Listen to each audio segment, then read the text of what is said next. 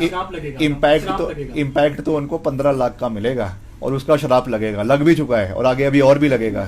जो है सूद समेत अभी उनको जो है, अभी तो बोल रहे थे 25 साल के लिए मैं बैठा हुआ हूँ कुर्सी के ऊपर, अभी तो 5 साल हुए हैं विपक्ष, अभी तो 1 साल भी विपक्ष में नहीं हुआ है। तो आने वाले समय में पूरा उनको जो है श्राप भी लगेगा। और इस तरीके की महिलाओं की आड़ में राजनीति करना बंद करें नेता प्रतिपक्ष, जो है अपनी जो है मैस्कुलिनिटी को आगे लेकर आए और इस तरीके से don't hide behind the wheel of a women. इतने कमजोर नहीं है वो। मुझे विश्वास है कि आगे बढ़कर प्रदेश की जनता के मुद्दों को उठाए, सकारात्मक तरीके से उठाए, मगर हम पे उंगली उठाने से पहले अपने पे जो उनके कार्य के समय के काम है पहले उनके ऊपर ध्यान दें। 15 लाख की जो उन्होंने गारंटियां दी हुई है पहले उनको पूरा करें।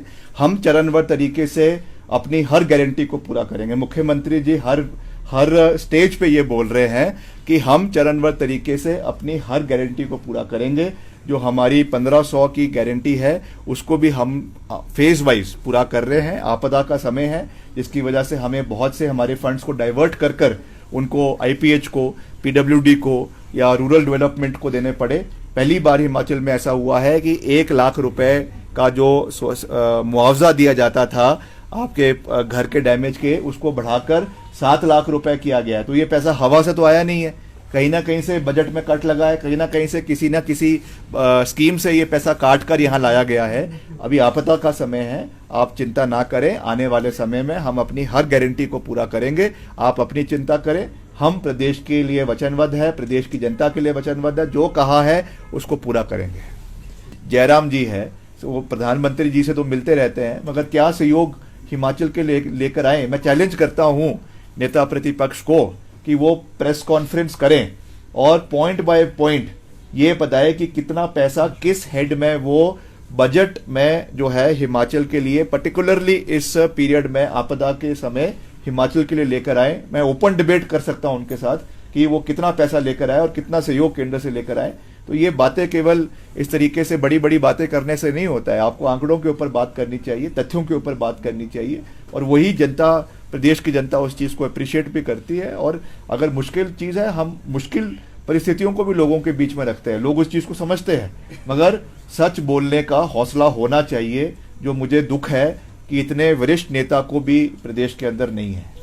क्यों नहीं है विफल? बिल्कुल बिल्कुल बिल्कुल अच्छा काम किया है। इतना बड़ा वाटर सेस बनाया है, वाटर सेस से हिमाचल की रेवेन्यूज को इंक्रीज किया गया है। वो तो उन्होंने जो है करीबन कितना 600 करोड़ रुपए उससे अनुमानित है, वो पैसा हिमाचल के हितों के लिए यूज किया जाएगा। उसको कई लोगों ने, कई कंपनीज ने या कई आपके जो पीएसयूज है उन्होंने हाई कोर्ट में या सुप्रीम कोर्ट में उसको चैलेंज किया है, वो अलग बात है। मगर वो एक मजबूत कदम मुख्यमंत्री का, श्री ठाकुर सुखविंदर सिंह सुक्खू का था कि हम प्रदेश में कैसे अपने रेवेन्यूज को इंक्रीज करें।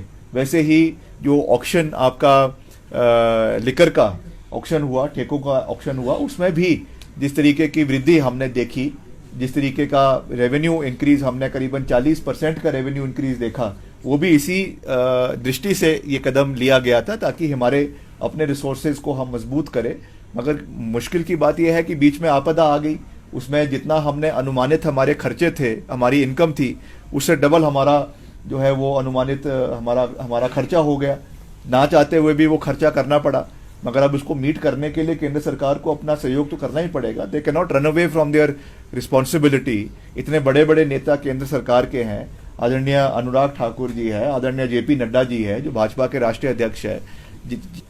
अब देखिए, मुझे वो आंकड़ों के बारे में मैं नहीं कह सकता हूँ, मैं पुष्टि नहीं कर सकता हूँ। हो सकता है वो आंकड़े सही हो सकता है नहीं हो। मैं जब उसकी आधुनिक उसकी जो है पुष्टि तभी कर सकता हूँ जब फाइनेंस डिपार्टमेंट से हमारे पास उसके कोई दस्तावेज आएंगे।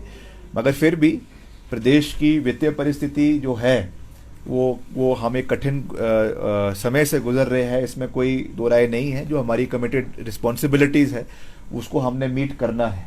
जो हमारे एम्प्लॉयज़ के एरियर्स है उसको हमने मीट करना है। जो डीए इन्हेंसमेंट्स है उसको हमने मीट करना है। जो कैपिटल एक्सपेंडिचर हमने प्रदेश के अंदर करना है उसको हमने मीट करना है। हम अपने आमदनी को बढ़ाने के लिए तो कदम उठा ही रहे हैं, मगर उसके साथ साथ जो हमारी लाइबिलिटीज़ है उसको मीट करने के लिए कहीं ना कहीं से तो पैसे की आवश्यकता है। जब केंद्र सरकार हमारा सहयोग नहीं कर रहा है और जो हमारी बोरोइंग कैपेसिटी है उसको भी कम कर दिया है, अब उस पर कैपिंग जो है करीबन 6,000 करोड़ रुपए की कैपिंग लगा दी है, तो कहीं ना कहीं से तो उस खर्चे को मीट करना है। उसके लिए अब हमको सरकारी संपत्तियों को तो बेचा नहीं जा सकता, तो निश्चित तौर से कहीं ना कहीं वो रेवेन्यू को उस एक्सपेंडिचर को मीट करने के लिए लोन लिया जा रहा है। मगर आने वाले समय में हम कोशिश कर रहे हैं कि प्रदेश की वित्तीय परिस्थिति बेहतर हो। मुख्यमंत्री जी उस और मजबूत कदम उठा रहे हैं and I am sure in the times to come इस पे हम महत्वपूर्ण तरीके से आगे बढ़ेंगे।